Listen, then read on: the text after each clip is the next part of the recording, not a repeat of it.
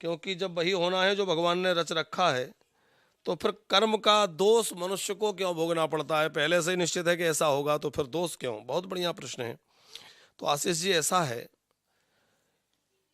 कुछ कर्म तो हमारे पूर्व जन्म के कर्मों के अनुसार निर्धारित हैं कि इस जन्म में आपको ये करना है। हमने पिछले जन्म में कुछ ऐसा किया था, मान लीजिए किसी से कुछ ले लिया था, दे नहीं पाए, तो देने के लिए इस जन्म में हमें किसी न किसी रूप में चुकाना पड़ेगा, तो वो निश्चित हो गया, हमारा भाग्य बन के, प्रारब्ध बन के सामने है। लेकिन मनुष्य को भगवान ने कर्म करने की स्वतंत्रता दी है। कर्म कर्म के हम लोग अपने जो सजा है उसको कम या ज्यादा कर सकते हैं, ऐसे समझ लीजिए। कर्म करने की स्वतंत्रता मनुष्य को है। मनुष्य दो प्रकार से कार्य करता है, दो प्रकार से मनुष्य का भाग्य है। एक तो हमने पहले जो कर्म किए हैं वह सुनिश्चित है कि ये होगा, कर्मों के आधार पे। लेकिन वर्तमान में हमें नए कर्म करने की स्वतंत्रता है। पशुओं को नए कर्म करने की स्वतंत्रता नहीं है। पशु का मतलब होता है जो पास में बंधा हुआ है। पास कौन सा? बोले कर्म का बंधन। जो कर्म बंधन में बंधा हुआ आया है वो अपना स्वतंत्र कोई कर्म नहीं कर सकता, वो अपने नए कोई प्रारब्ध का कार्य नहीं कर सकता।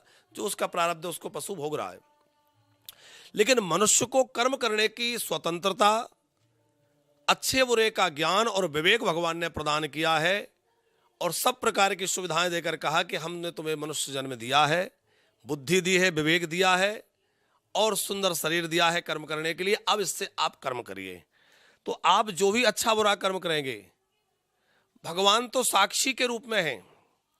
जैसे दीपक जल रहा है, कोई दीपक के प्रकाश में पुराण पड़ रहा है तो भी दीपक कुछ नहीं कहेगा, वो तो प्रकाश दे रहा है।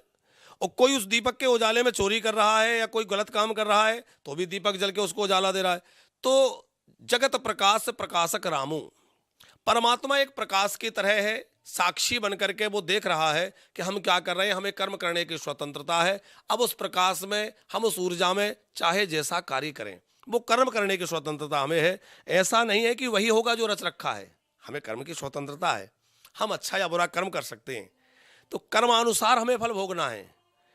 इसलिए ऐसा भाग्यवादी बनकर बैठना कि हुई है सोई जो राम रचि राखा, ऐसा नहीं है।